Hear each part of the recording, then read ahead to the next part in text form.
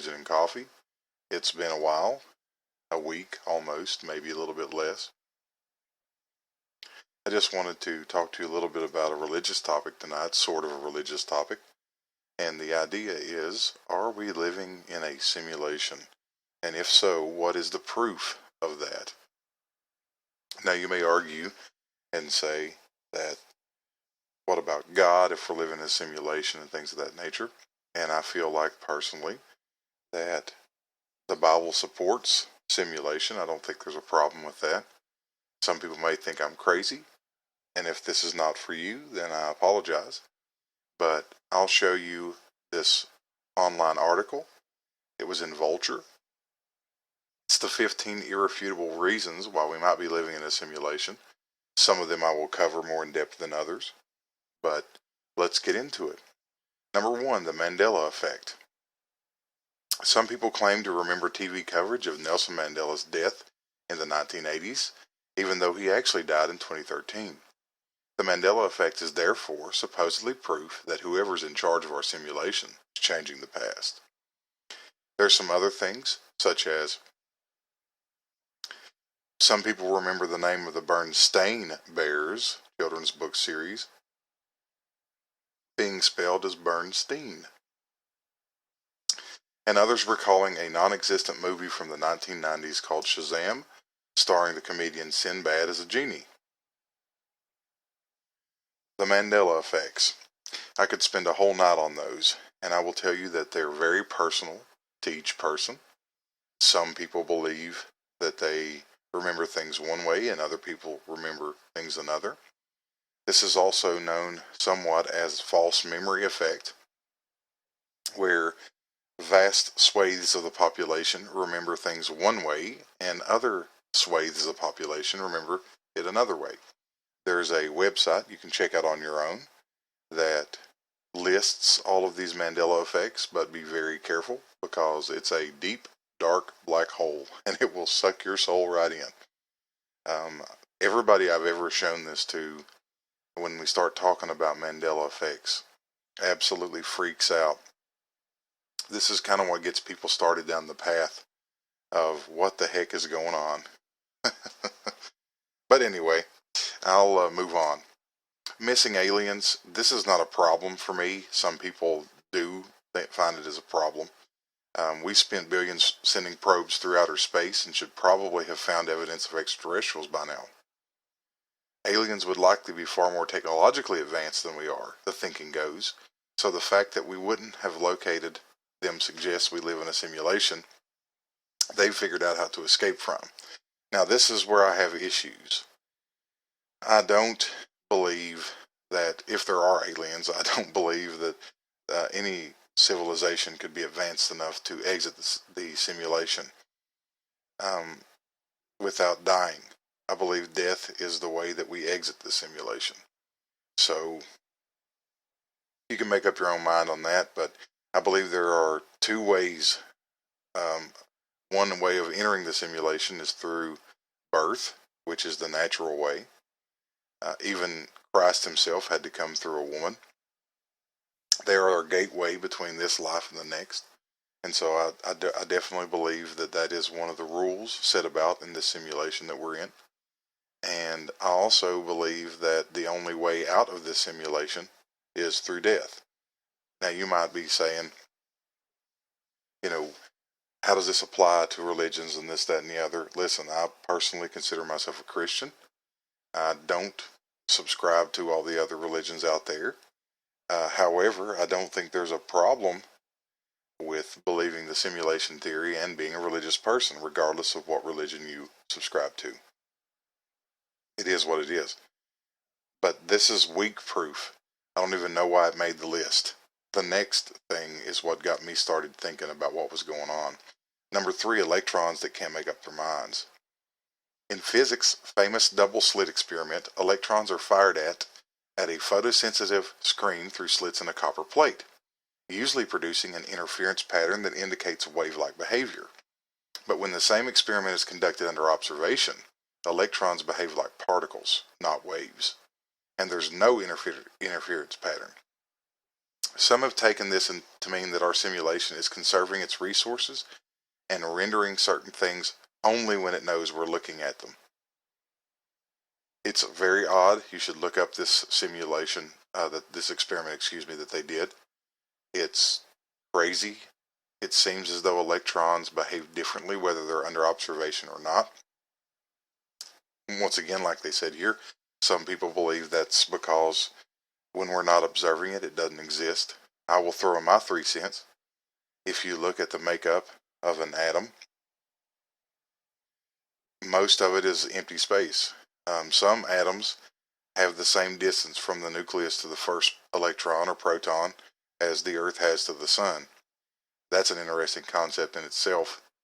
So how is it that particles gathering together with mostly empty space create our reality? It's odd. Very odd.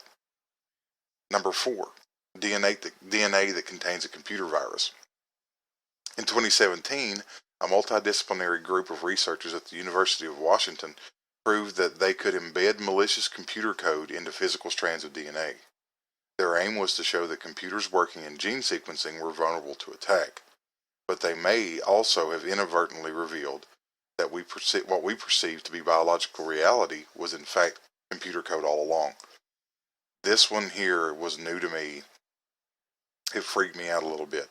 They could embed malicious computer code into physical strands of DNA. If this is the case, if this is the truth, this changes a lot of things. I don't see how you could not go down the path of mathematical simulation of some kind. It's kind of odd. It is odd indeed. So I'll let you make up your own mind on that. I have not studied their findings, but just reading it here, if what they're saying here is correct, then we've got some weird stuff going on. I'm not going to cover climate change because the idea here is kind of crazy, and you can find this online. I'll leave a link in the description of the video so you guys can check it out yourself. Video games that look like real life. That's an interesting idea. But I'm not going to go there.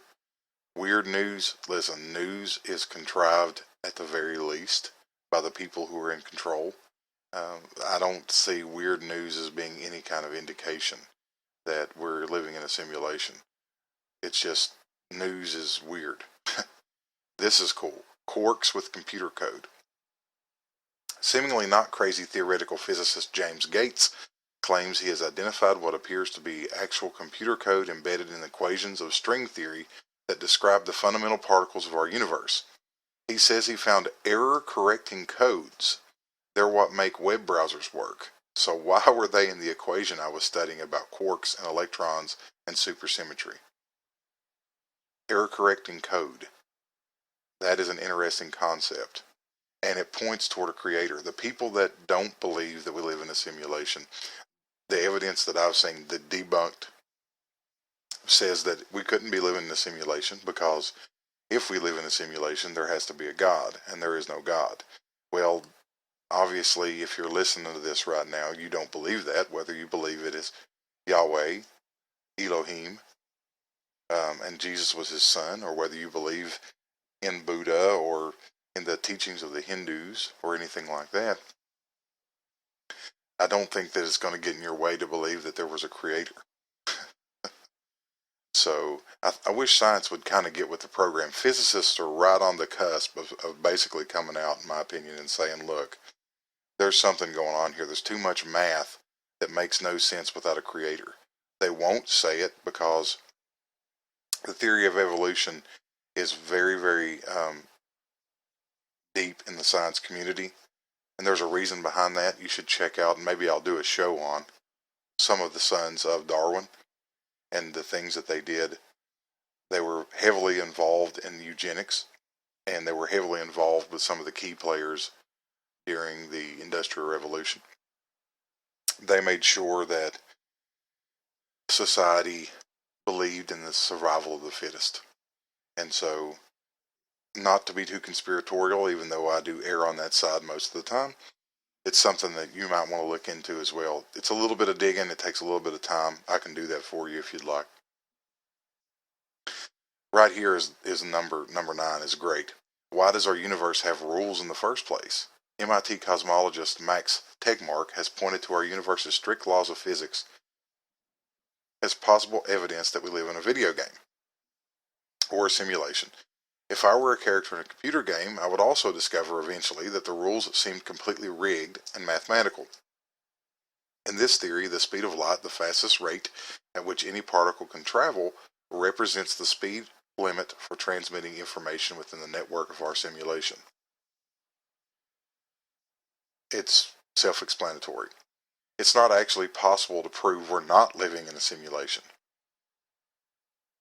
That's another one. I'm not going to go too deep into that, but the more you think about it and the more you think about the odd things that happen to you on a day-to-day basis and some of the things that mathematically don't make any sense without some sort of code being programmed into the mix, hey, it makes sense to me.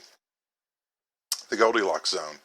Earth exists within what astrobiologists call a Goldilocks zone, close enough to a star that greenhouse gases can trap heat, keep liquid water, but far enough away that the planet does not become a Venusian hothouse. That we live in such an orbital sweet spot is circumstantial evidence for simulation. If our sim designers wanted us to succeed, it makes sense that they'd place us in such a cushy environment. It's obvious that the person that wrote this article is, once again, like physicists, on the cusp. Who the designers are, they obviously don't know. If you're a Christian, you would obviously recognize that Elohim, or God, Yahweh, whatever you want to call him, or even if you were Jewish, you would understand, or, well, I guess even if you were Muslim, you would understand that God is the ultimate programmer. And like I said, I don't see a problem with that. It's a little bit of a mix with technology and religion. That could be a problem in the future, especially if they come out with artificial intelligence that looks like Jesus or looks like Muhammad, which would be against their religion anyway, but just as an example, that starts preaching what somebody else has written for it, that could be an issue. But as of right now, I don't see a problem with believing that we live in a simulation. I'll let you make up your own mind on that. This one got me.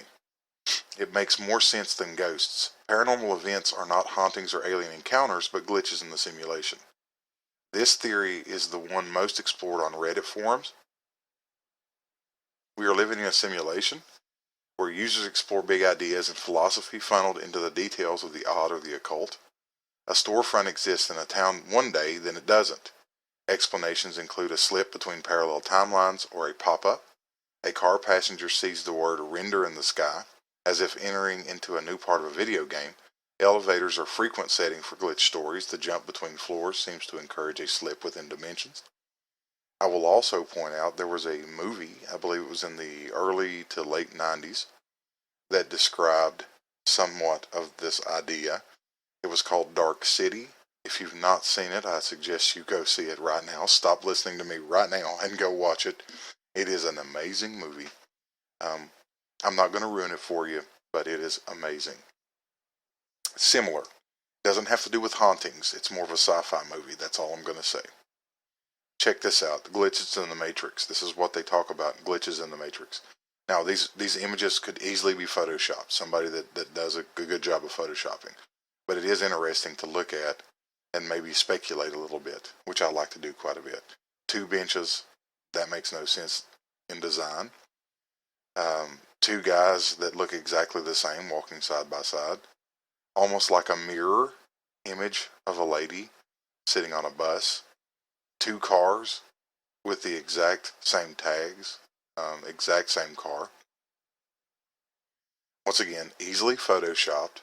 This one not so much because of the different angles. Although theoretically you could just take 2 pictures and then edit out the other car. This one, once again, almost like a mirror image. You know, if there's a mirror in the diner or if somebody is doing like a panoramic, it could be done. And then once again, you know, 2 cats, maybe somebody has 2 cats that look exactly the same. I don't necessarily trust what I see on the internet all the time. I trust but verify. But anyway, just an interesting thought process. Some of you out there, if you're listening, the light will click on and you're going to say, oh my goodness, I've thought this for years and I was too scared to say anything ever since I saw the movie The Matrix, or ever since, I was a kid, something just didn't seem right. And if it clicks with you, that is amazing. Glad that I could share my concept of reality with you. I will point out as well the idea of healing, the idea of the power of the mind, the idea of prayer. It lends itself to a simulation. And you guys can think about that a little bit. But the idea of being able to manipulate the world with your mind, the idea of being able to pray to God, and He will come through for you, once again, speaks to me of a simulation. We already know what the bricks of our matrix are. According to simulation believers, we have already found the pixel-sized building block of the universe, the Planck length, the point at which our concepts of gravity and space-time no longer apply. If our world is simulated, the Planck length would be equivalent to 1 bit of information, or a pixel. 14, we're already good at making simulations and we're getting even better. And 15 is Yanni versus Laurel. These two do not really interest me, and to me are not very good proof that we live in a simulated reality. However, the idea of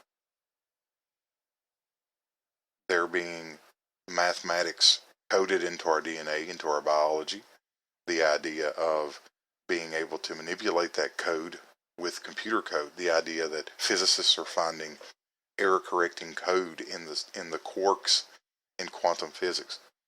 These ideas speak to me that more than anything, that we were created and we didn't happen by accident. The more I look into it, the older I get, the more I realize how complicated it would have to be for random accidents to cause everything that we know is real today. It just doesn't make any sense. So at the very least, maybe not necessarily a simulation, but definitely a creator. And I suggest that if you're out there right now and thinking about this, stop wondering if there is a creator and start trying to figure out who that creator is. Because the evidence is there if you want to find it. There's a lot more evidence, in my opinion, for creator than just for random accidents. Nothing happens by accident, not in my opinion. So that is my 10 cents on it. It's been Politics, Religion, and Coffee. Listen, I've had many people listening to the program. I didn't expect it would go over this well. I hope this doesn't hurt the idea of politics, religion, and coffee. I just thought it would be nice to do a little bit of something on religion for you guys. Now, I know I didn't go in depth in any kind of Bible study or anything like that, but I can promise you this, I would definitely do that if that's something people are interested in. I just don't want to turn off any listeners. I hope I haven't, by discussing the matrix in which we live. But once again, if you're somebody out there that has looked at this information and you've been wondering for a long time, get in contact with me, politicsreligionandcoffee@gmail.com, and we can have whatever discussion you'd like to have. Remember that I'm going to be a little bit biased because I come from a Christian background, but just because I'm a Christian doesn't mean I don't have an open mind. I do. And the honest truth is, the only way I'll ever know if I'm right is after I'm dead. And it's too late for me to come back and talk to you then. So, have a good night. Get you a big, popping, hot cup of coffee and enjoy yourself. Be happy about life. It's a wonderful life out there. Make it the best life you can possibly make it. Have a great night. Thank you very much.